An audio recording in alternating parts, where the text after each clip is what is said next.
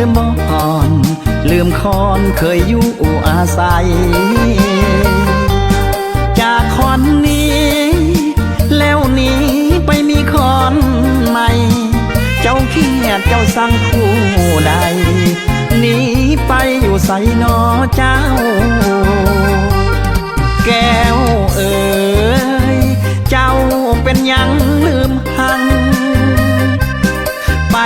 บ่สั่งลืมหังเมื่อครั้งก่อนเก่าเขียดให้ภัยมองใจอันใดนอเจ้าลืมมีใหม่แล้วลืมเฮาน้องเจ้าแม่สาลิกาจากไปแล้วน้อแม่แก้วลืมคอนลืมทุกบ่อนลืมคอนลืมคนเลี้ยงมาลืมเข้าน้ำกงทองเคยอยู่สุขา ไปแล้วบ่หวนกลับมาแม่สาลิกาลงทางแก้วเอ๋ยหากสิ้นคนอุ้มสู่จงคืนสู่คอนเดิมน้องอยู่แต่หลังยังคอยท่าแม่สาลิกาลงทางสิฟังหัวใจอ้ายยังเป็นหังตอนหับแก้วเอ๋ย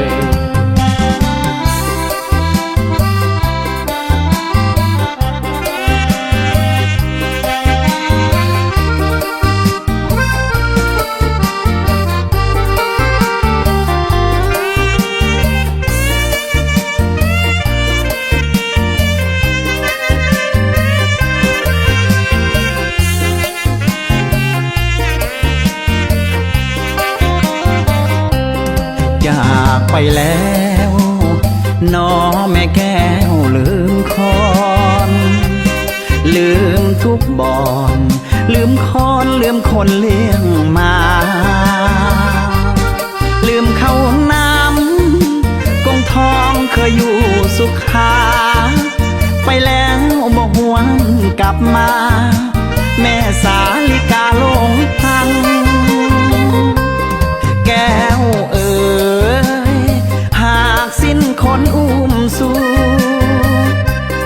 จงคืนสู่คอนเดิมน้องอยู่แต่หลังยังคอยท่า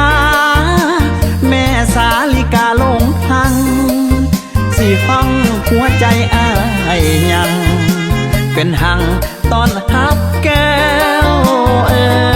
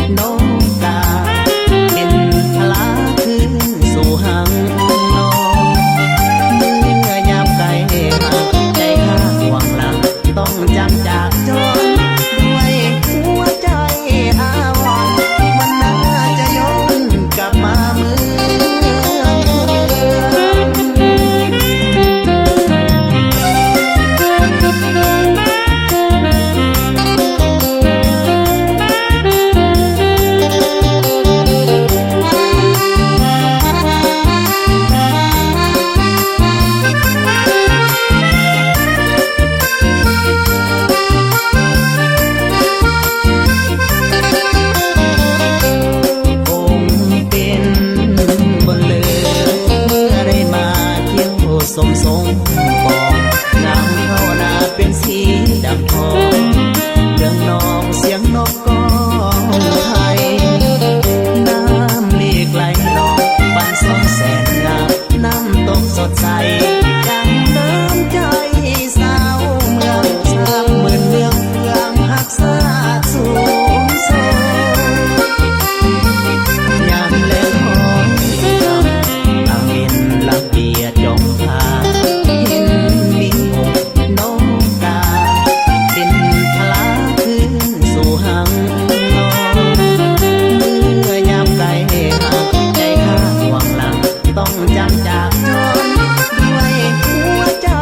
อาวรณ์มันน่าจะย้อนกลับมาเมื่อ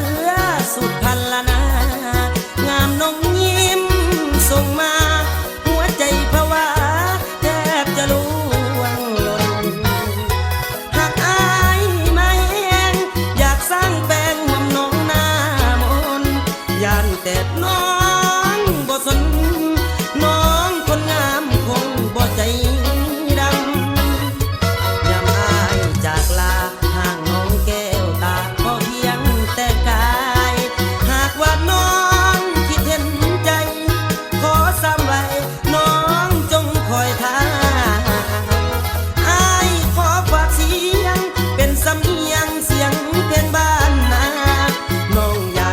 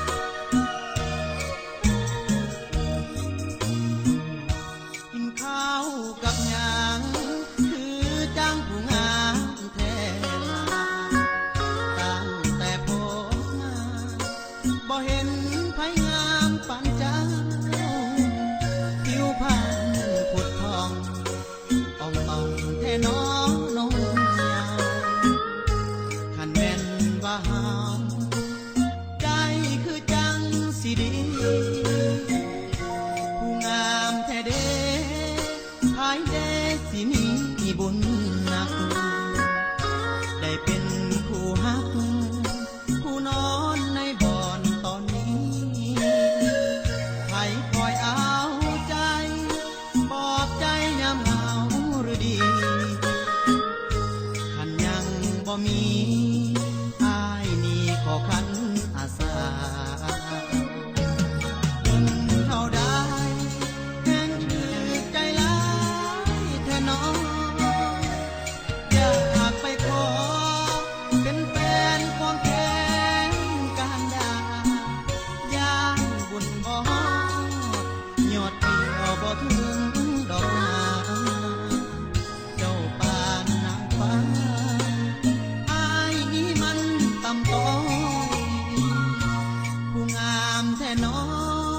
ขอลมน้ำแดดได้บ่ลังเกียจบ่น้อหากอายขอนั่งนำจักหน่อยสองคนเฮาได้ยืนเคยกันดีบ่น้อยได้เว้านำเจ้าจักน้อยคอยนี้ก็มีแฮ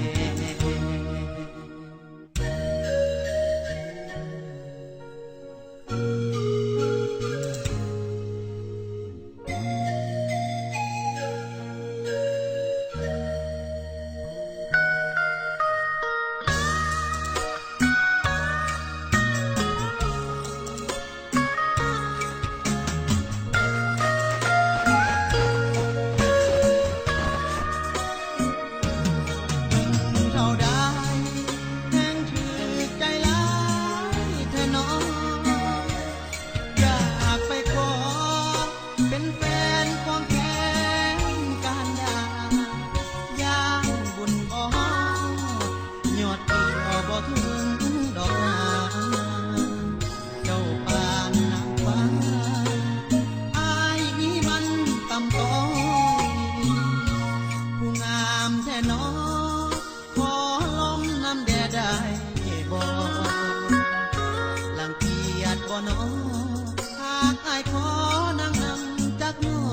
ยสองคนเฮาได้ยืนเคยกันดีบ่น้อยได้เว้านำเจ้าจักน้อยคอยนี้ก็มีแฮ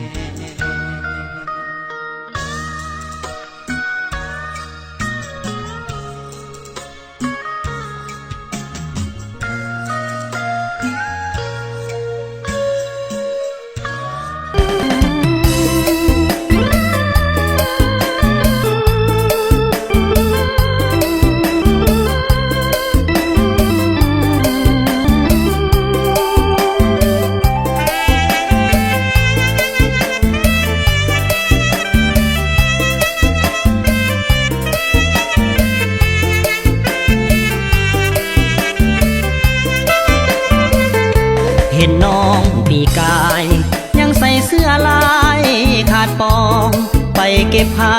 แคมป่าแคมน้องส่วนอายใส่มองตึกเด็ดแคมบึงอายยังหยอกน้องพาเนื้อทองขี่เหือกลางบึงว่าปีนี้น้องงามเป็นหนึ่งจนตกตะลึงงามแท้เนื้อทองอยากอยู่เคียงกายอายอยากจะหมายเคียงเจ้าลืมแล้วหรือสัญญาครั้งเก่าคำสองเอาฝากหักแถมน้องเห็นน้องงามหลายอยากมีสายมันหมายจับจองป้องเด็ดเอาเจ้าไปครองดังบัวกลางน้องไอต้องซ้ำสวงหากเมตตาบ่าวบ้านนาที่เคยหักใครเฝ้าถนอมแต่น้อยจนใหญ่หักน้องหมดใจทั้งหักทั้งห่วงอยากให้ผิดหวังน้องนางอย่าได้ล่อลวงอยากให้อายต้องเป็นบ้าปวงย้อนถือกวงสาวงามบ้านนาอยากอยู่ห่วมมอนคิดอยากจะนอนห่วมเสือเหตุจังใดน้องจริงจะ เสือหากน้องล้นเหลือสุดพันละนา อยากได้ควันแพงมาช่วยแหงยามเมื่อลงนาอายขาดไทยน้องนางนกกาคงซื่นสีว่าหากได้แจ่มจันทร์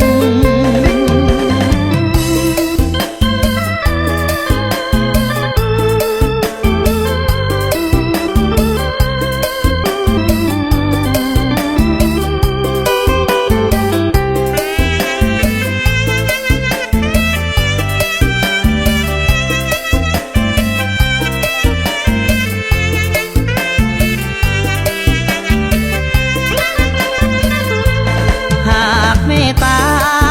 บ่าวบ้านนาที่เคยหักใครเฝ้าถนอมแต่น้อยจนใหญ่หากน้องหมดใจทั้งหักทั้งห่วงอยากให้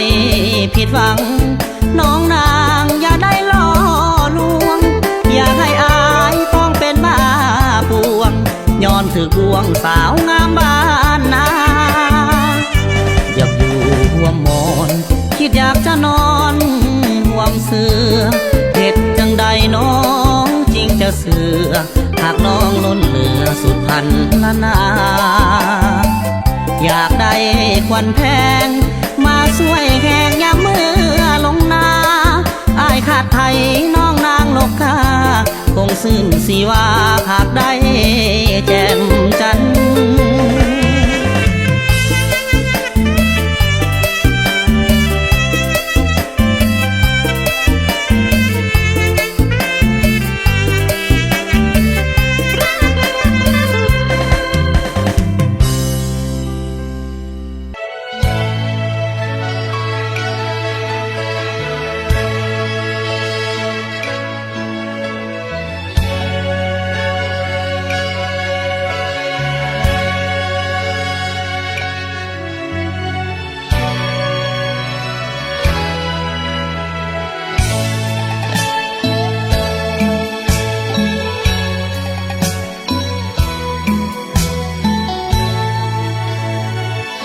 หลายปีจากไปคิดฮอดบ่หายน้องสาวจูซ้ำคิดฮอดสาวพรคำสาวโคใสสำเนื้อขาวพองไม่วอนอยู่บ้านทันใสไม่ติดบ้านนาทงจองหน้าทองสาวงามแก้มมองยังสุขสมปองทุกคนบ่นาคิดฮอดแก้วตาจึงถามข่าวมาบ่เหมือนทะเลอยากขอมานั่งแย่สาวสีแทงไม่ท้องน้องลาใส่เด้สาวบ้านมีสุขอย่าให้อายทุกข์โศกหาดาวเวียงนัดกันเทื่อหน้าจะมาเยี่ยมยามแม่กินข้าวงามบ้านนาเลียวอยู่ซ่องสงเลียบฝั่งน้ำซ้ำเห็นสาวลงอาบน้ำใต้ฟ้าสีขาวยามบ่ายจนส่งอีกคำน้ำซ้ำน้องยังบิดน้ำใส่ให้สาวถาดเมืองพัดหงมาใส่อย่าลืมเลยอายน้องสาวหัวพันก่อนจากน้องไปเพื่อนสั่งขวัญใจขอลาก่อนนะบ่โดนอายจะกลับมาหน้าสักการอย่าลืมคำมันสาวนาน้องบวงขับมองน้องขับส่งให้คืนนั้น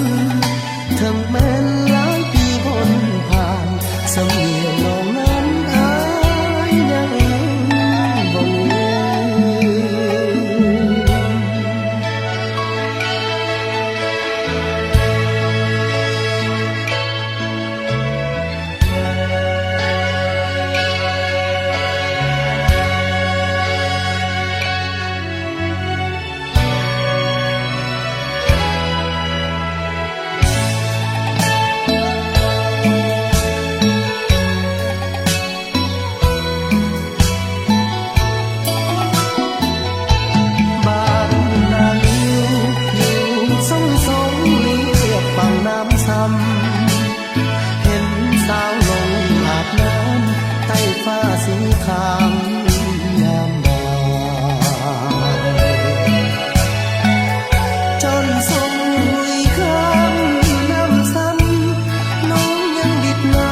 ำใส่ให้สาวธาตุเมืองพัดโผมาใส่อย่าลืมเมื่อไอ้น้องสาวพันก่อนจากเราไปเพิ่มสั่งคนใจขอลาก่อนนะบ่โดนอายจะกลับมานาสกามอย่าลืมคำมันสาวนาน้องบวงขับมองน้องขับส่งให้คืนนั้นถึงแม้หลายปีพ้นผ่านสำเนียงน้องนั้นอายยังบ่ลื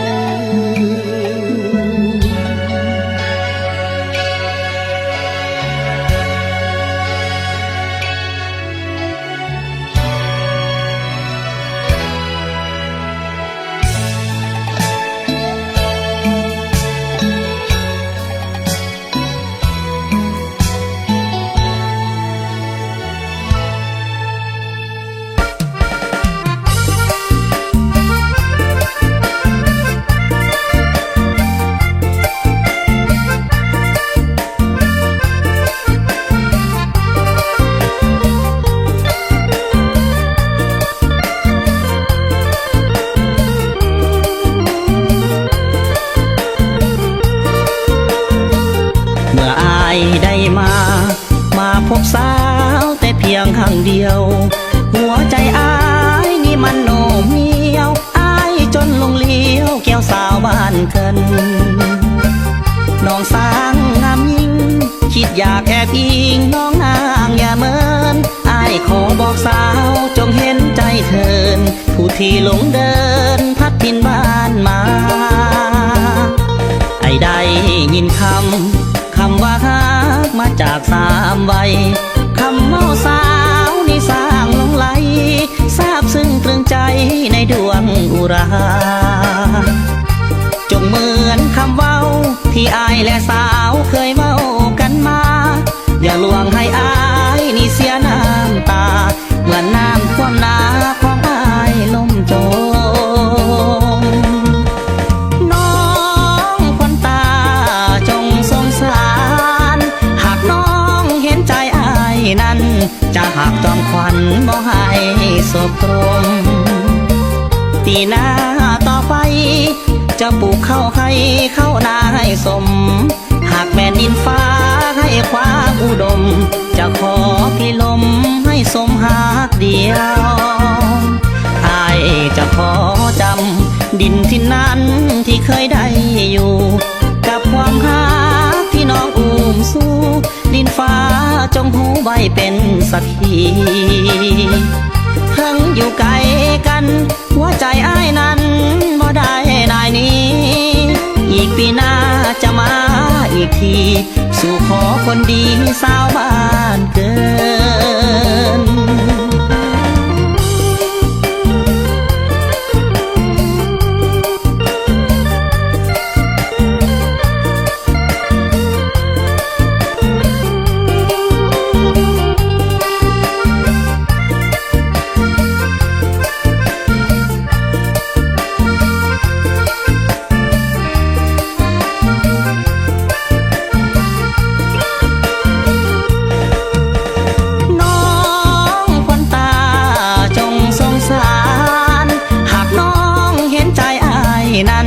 จะหักจอมควันบ่ให้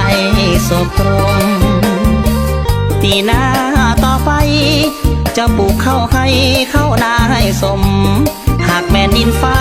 ให้ความอุดมจะขอพี่ลมให้สมหากเดียวอายจะขอจำดินที่นั้นที่เคยได้อยู่กับความหักที่น้องอุ้มสู้ดินฟ้าจงหูไว้เป็นสักขีทั้งอยู่ไกลกันหัวใจอ้ายนั้นบ่ได้นายนี้อีกปีหน้าจะมาอีกทีสู่ขอคนดีสาวบ้า